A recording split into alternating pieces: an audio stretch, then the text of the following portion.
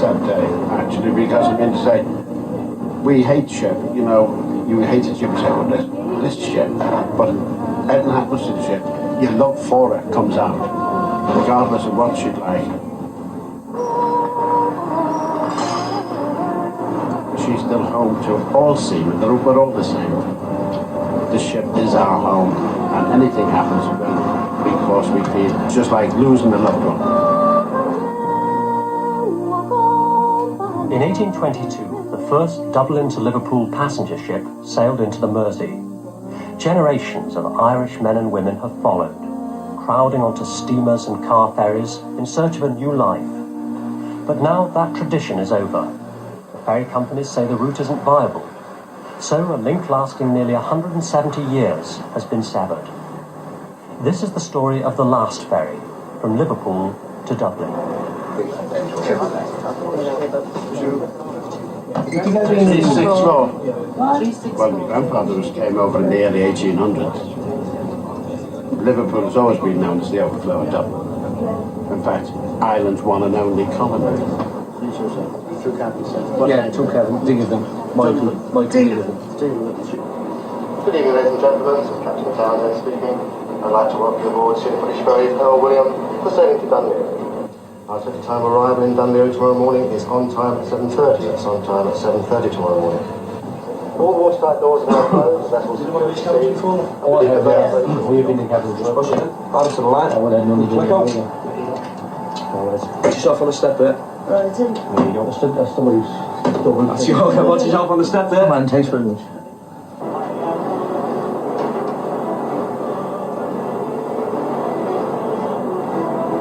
Which half they go, which part they go?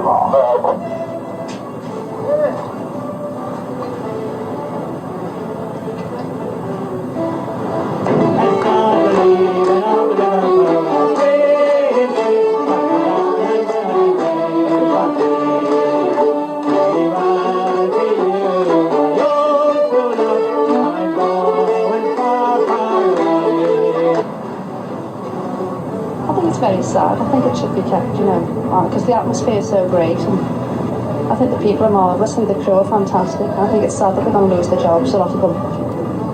I just happened to come over here about 29, 30 years ago, and I just got to love the people in Ireland, you know. I've been out of the country 31 years. I've never forgotten it, but it's a privilege for me to just get back in that boat and feel the feeling, you know. I could have always travelled by plane, but I like the crack on the boat. It's great, the atmosphere, you know, getting with the Irish.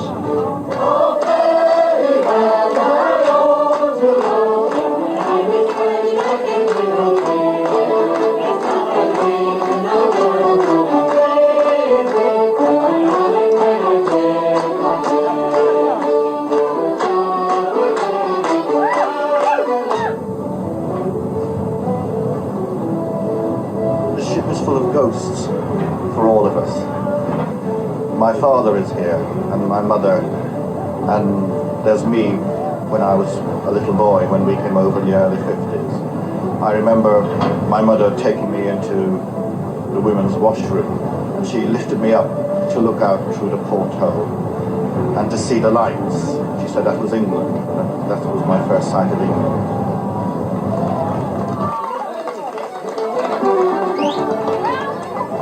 In the 19th century, Ireland was basically a place everybody wanted to get out of. Many of them came this way, either to go on to cotton mills of Lancashire and the woolen mills of Yorkshire, or down into London. More used Liverpool as a stepping off place for North America, to Canada and the United States. So that we are following the route of thousands, most probably millions, of Irish people as they spread across the world.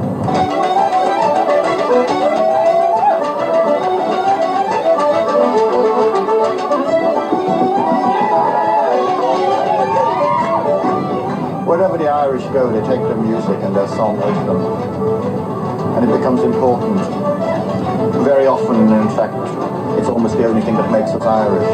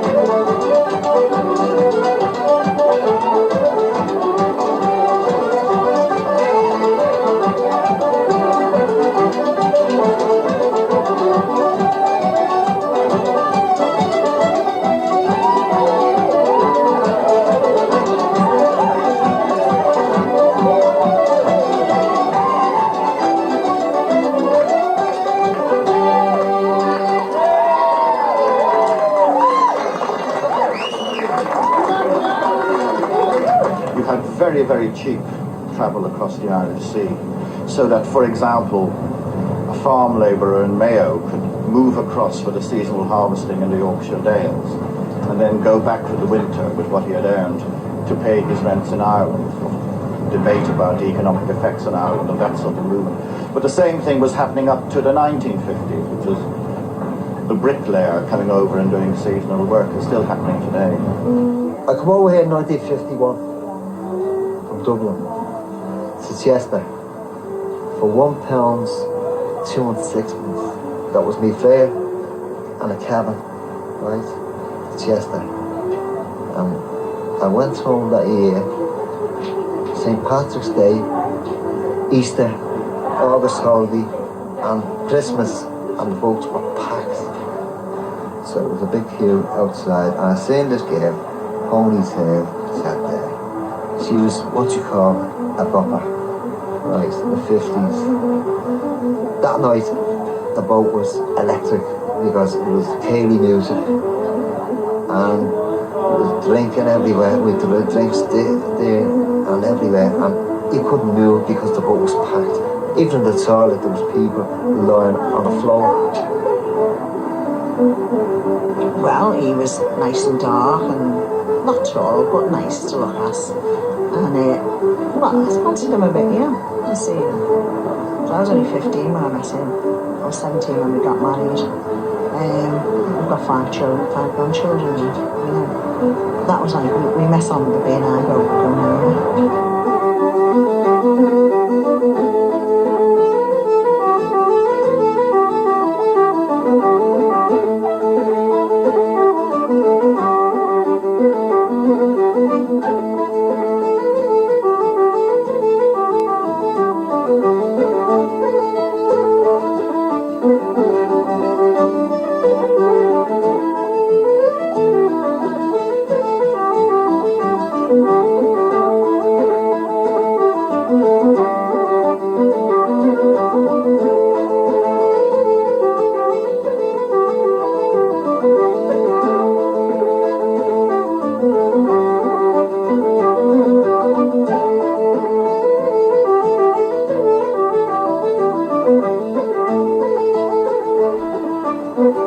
Somebody said to me one time, well, do you carry a doctor? I said, no, we don't carry a doctor, but then you know what Dublin is. There are 3 universities there, and I think about 95% of them are going in for medicine.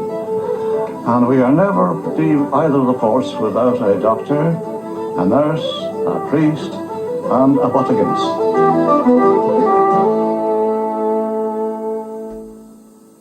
Well, I joined the B&I in 1929 and went right through to 1974. In that time, I have been involved with preparations for a lady having a baby, if that's the way I can put it. And I was very reluctant to call the doctors up. I never once did they demur. I was 7 months pregnant, right? And I didn't know I was 7 because it's my first baby, right? So in the middle of the day I said to you, right? I said, I'm feeling too well. So I went into the ladies' toilet, right? And I called him in. She told me to come into the toilet.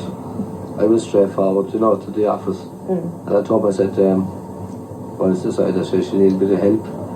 The captain was always the bridge was always informed what was happening, in case they would have to turn the ship around or speed the ship up. So he got in touch, made a phone round, and of course at the time there was 2 doctors, on the ship at the time, Dr. Hawley and his wife. I know it's Dr. Hawley, I'm sure, and his wife. Both of my doctors. And they emptied the passengers place. That's it. Took me in there, right? Made a labour ward out of it, right? And about 2 hours later, Joseph was born. Okay? So it was all nice sailing anyway. And how? There's no way I went to the ladies' toilet. So I stayed outside the door.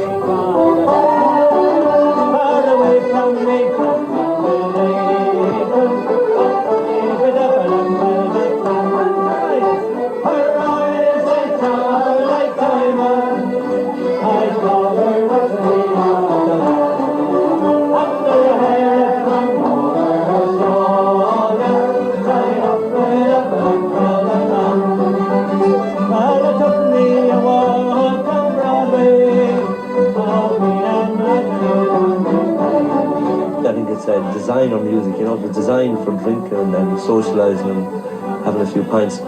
It's not that you have to drink with it, but most people, they go out and have a few pints, sing along.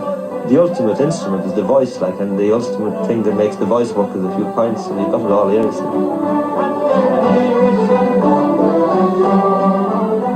There's probably more music on the Liverpool route than you would get on the Holyhead, because the Holyhead is only 3.5 hours. By the time people get on, have a pint or two or sit down, there's not a whole lot of time to get into singing and really get going, so you tend to just wait your time and get off. When you get on Liverpool, it's 9 hours, so you got to pass the time. So things you go in, have a few drinks, and inevitably you're going to have a few songs.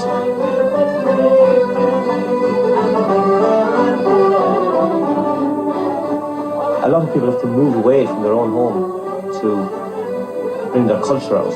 A lot of people at home that I know wouldn't really be interested in that much in Irish music. They're interested in a vague sort of a way. But when they go away, all of a sudden, they're learning Irish dance and they're learning songs and they're into it because it gives them a little security away from home, a little identity to be a part of it.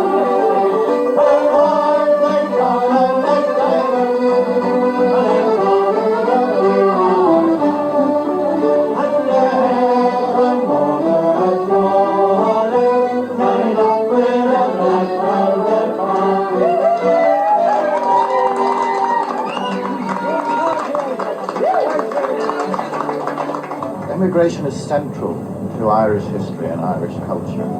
Yet you can read tons of Irish history books but hardly mention it or give it a paragraph or a footnote. All Irish migrants have this myth of return. They all seem to think that they're going just for a few years and then they will go back and everything will be as it was. And of course, people don't go back. There's very rarely anything to go back to.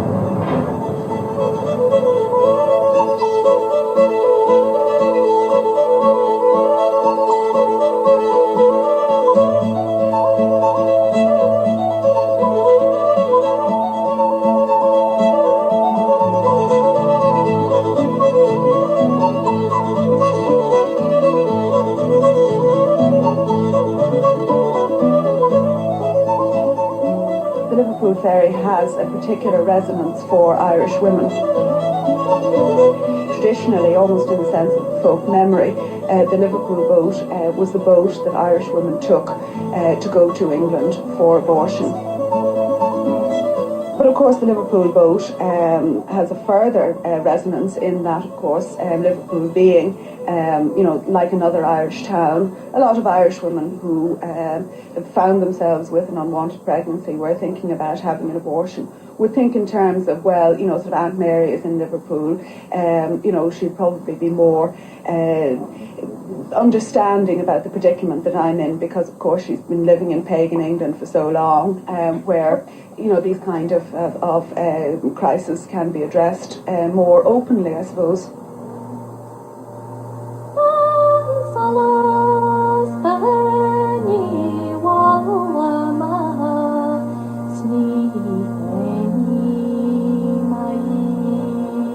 Because it's a boat trip and because it takes a long time and because you may be seasick or whatever, it adds to the sort of the sordidness of your abortion decision.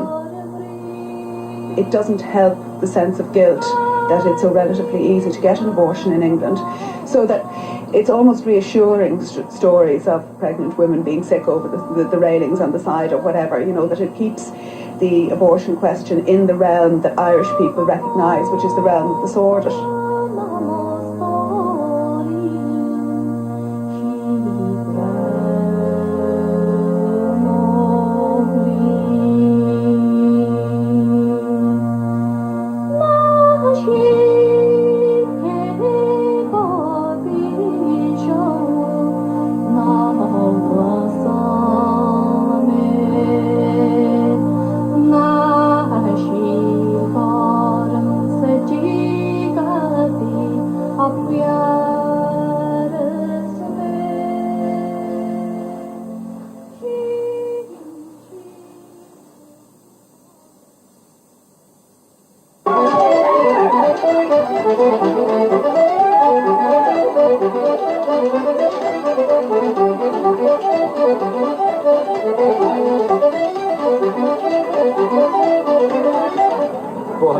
pounds. £400 on this one. Oh, I'm gonna win. Yes, I've won. I've won. £400. It's easy. Oh, Chris. Stay. I think I'll stick with that. Only £400, that's all. £400 I won there. I want to go on this ferry more often. I think I can afford a cigarette now, Peter. Unlike when you were drowning in the Irish Sea some 10 years ago. Well, in 1979, we went across to Dublin to see some friends and came back. It was a beautiful day, the sun was shining. We went up on the top deck. And the trouble is, with 8 hours of sailing on a lovely ferry like this is, we had a few vodkas. And unfortunately, we also belonged to the Hole in the Head gang, which was an organisation designed to set people very strange tasks, and if they didn't do it, they were in trouble. One of the tasks was to swim from outside of Birkenhead into Liverpool. A couple of the guys thought they could do it. Peter was one of them who thought he could make it. I don't actually remember jumping off the ferry, but I remember thinking, well, it's worth a shot. What I do remember is actually my head breaking. The first thing I remember is my head breaking over the waves, and I suddenly just felt absolutely panic-stricken because I couldn't see the boat, and I finally saw the shore, and when I did I was just horrified because I realised that it was too far away for me to actually reach, and I was so scared that I really did think I was going to die. But meanwhile, we all thought this was a very big joke on board. All the cruisers who were travelling into Liverpool went up onto the top deck to have a look at it, which gave me a great chance to go to duty free because on the rest of the trip we've been full of people buying things. So I thought, well, I've got a chance now to buy some perfume for my girlfriend. And on the way back, I raised the alarm and said, "Men overboard," the immortal words which you're ever going to utter. The initial feeling of panic, because I remember I shouted out, and I really did think I was going to die. I couldn't see the boat, and I shouted out, I said, "God, please don't let me die." And this is a stupid thing I've done. And I said, "Just don't let me die." And then the feeling of panic gave way to I tried swimming just for the hell of it. I thought, well, I might as well. I've got to try swimming to the shore.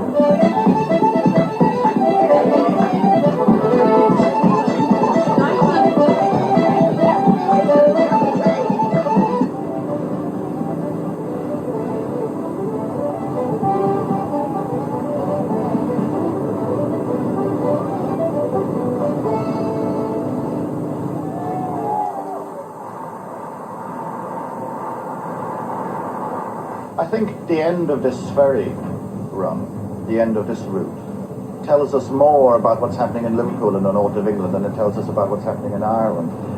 I mean, Ireland is still exporting people at an extraordinary rate, but they're not going to Liverpool. And migrants have to go to a vibrant economy. They have to go where there are jobs, and there aren't jobs in Liverpool and north of England. So the routes now are down to London, and then maybe on to the United States or across to Europe. There really is nothing to keep this route alive, except the Liverpool Irish community. I'm worried about the effects on the Liverpool Irish community of the loss of this route, which is their direct day-to-day link with Dublin. It will be interesting and maybe a bit sad to see what happens there. Sealink weren't really used to operating long-haul routes. This is our first long-haul route, and we believed there was a place in the market for this service. But unfortunately, even though we've had good summer seasons, both in 88 and 89, our off-shoulder periods, which are winter, sustained such heavy losses that ruled out the summer profitability. And of course we incurred heavy losses. Well, people always go to Ireland. Depths of winter they go to Ireland. And see, this ship now, for the last week, I've carried over 400 people back from Dublin to Liverpool, and it's January. They've all been home for the Christmas. They go home for every holy day of obligation. They go home for Easter. They go home for summer. They go home for every funeral. So they're travelling all the year round to Ireland, and particularly from Liverpool. Sealink knew when the idea came up, or the question came up, of the route's long-term future, that any decision to close or to alter the route would not be popular. But unfortunately, unlike other companies operating into Ireland, we are a public-owned company, so therefore we have to respond to profit. And our board just wouldn't allow the losses to continue to mount. Unfortunately, most shipping companies these days, like other major companies, are run by accountants, and they are not interested in how the passenger fares as far as getting from A to B goes. It's much more economical for them to make the passenger go to Holyhead, because they can operate the ship much more economically on that service.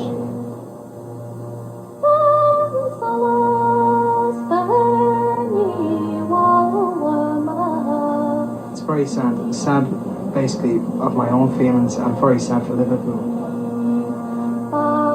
Many people have stories to tell of childhood days travelling on the Liverpool service when there were 4 crossings a day operating from Liverpool. And it just really brings home the change in the pace of life we've all gone through. Well, it's closing off Ireland to me, really.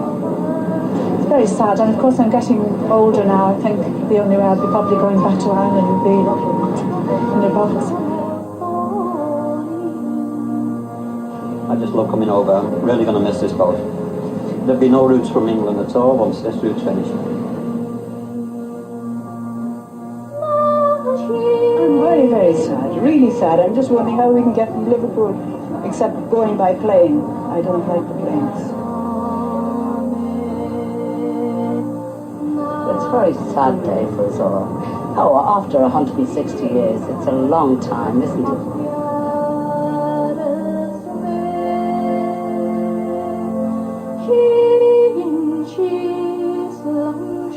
Misa,